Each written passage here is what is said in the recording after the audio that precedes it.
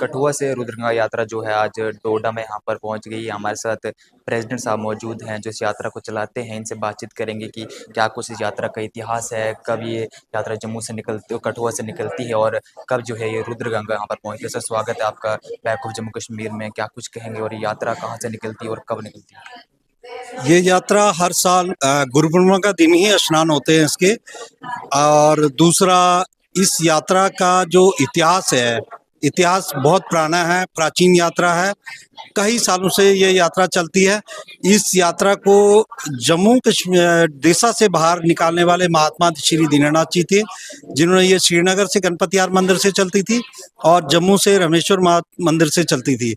इस यात्रा का काफ़ी लोक कथाओं के मुताबिक बहुत सारी बातें हैं, लेकिन जब भगवान शंकर और माता पार्वती अमरनाथ की ओर जा रहे थे तो वहाँ पे एक जगह आती है शाहपुरशाला, जो आज भी प्रसिद्ध है।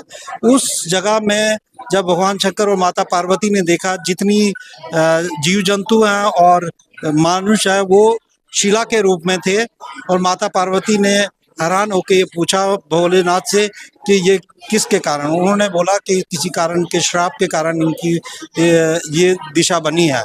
माता रानी ने उनको कहा कि हम तब तक यहाँ से नहीं जाएंगे जब का इनोद्धार नहीं होगा। तो उसी राह में चलते हुए एक शिला थी, शिला में भगवान शंकर ने अपने त्रिशूल गाड़ के 3 जगह से गंगा माता को उत्पन्न किया और उन्हीं सभी का उद्धार करवाया है। और इसके अलावा हमारे सनातन धर्म के अलावा बाकी धर्मों के लोग भी उस जगह को मानते हैं, वहाँ का जल लेते हैं, वहाँ की मिट्टी को अपने साथ रहते हैं। कानाबदोश लोग रहते हैं वहाँ पे, काफ़ी लोग हैं। और जो भी भगत जन अपनी मन्नत मान के जाता है उसकी मनोकामना हमेशा पूरी होती है, क्योंकि ये माता रानी का एक अद्भुत स्थान है। जो भी लोग जाना चाहते हैं वहाँ पे, जो एक बार जाता है बार बार मन करता है। क्यों मैं 24-25 साल से चाहता हूँ, जब 1 महीने पहले से ही मेरा मन उदास हो जाता है। जब भी माता रानी की ये यात्रा आती है तो मेरा कहीं भी मन नहीं लगता, बस बार बार वही भवन, वही माता रानी ये खुद बुलाती है और भक्तों को भरपूर आशीर्वाद देती है। और जिन जिन भक्तों ने माता रानी सच्चे मन से जो भगत जाता है उसका भरपूर अपना आशीर्वाद और अपनी कृपा बनाए रखती है। बाकी रहा यात्रा का शेड्यूल। यात्रा हमारी इस साल की जो यात्रा है 24 जुलाई को कठुआ से निकली थी, पंचनारायण मंदिर से, जहां महात्मा दीनानाथ जी की समाधि भी है। और जम्मू में रामेश्वर मंदिर में रात को विश्राम हुआ था। फिर दूसरे दिन आज 25 जुलाई थी, आज वहां से हमने रामलीला ग्राउंड डोडा में आना था। कल 26 जुलाई है, कल हम भागवा से होते हुए, ब्रह्मघाट से होते हुए रात का विश्राम सींखली में होगा। और 27 का हम सीखली से होते हुए रात का विश्राम चंद्रपठान में होगा। और 27 को ही हमारे कुछ कलश यात्रा जो कोठी से, उसका भी कार्यक्रम है चंद्रपठान में। क्योंकि 28 जुलाई को हमने जो भवन में रात को रहना था, पर भवन में मौसम नासारस होने की वजह से हम भवन में वो कार्यक्रम हमने किया हुआ, क्योंकि हम 28 को बेस कैंप चमोनी में रहेंगे और 29 को सुबह सुबह वहाँ जाके दर्शन करके वापस आ जाएंगे।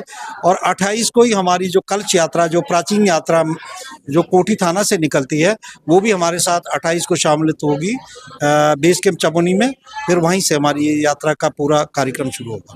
लगातार बारिशें लग रही है, मौसम खराब है, फ्लड्स आ रहे हैं, इसको लेकर यात्रा का क्या शेड्यूल है, क्या कुछ संख्या कितनी है, या और संख्या आगे आप सब ज्वाइन कर सकती है या नहीं कर सकती? देखो, हमारी जो लगातार मौसम खराब होने की वजह से हम अपनी थोड़ी बहुत सतर्कता, थोड़ी बहुत हिफाजत करेंगे ज़रूर।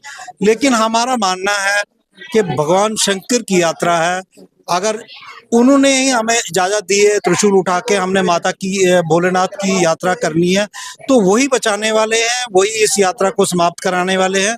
हमें इस चीज़ का कोई भी प्रॉब्लम नहीं है, क्योंकि हम अपनी हिफाजत के साथ ज़रूर जाएंगे। लेकिन हमने भोलेनाथ की ऊपर पूरा विश्वास है, वो त्रिलोकीनाथ के मालिक हैं, वो हमारी यात्रा को ज़रूर सफल करेंगे। सभी भक्तजनों को प्यार से दर्शन करने भी देंगे और उनकी मनोकामना भी पूरी करेंगे। कितने दिन की यात्रा जो होती है? अगर हम कठुआ से भवन तक की देखेंगे तो ये 6 से 7 दिन की यात्रा होती है, लेकिन अभी हमारे पास 3 दिन ही बचे हैं, 26, 27 और 28। 29 को हमारे दर्शन होते हैं, 29 को ही हम इसको वापस आएंगे और 30 को ये समाप्ति होगी। चलिए, यात्रा के जो प्रेसिडेंट थे वो हमारे साथ मौजूद थे, क्या कुछ उन्होंने कहा आपने सुना दी, सही को इजाज़त, धन्यवाद, जय माता दी।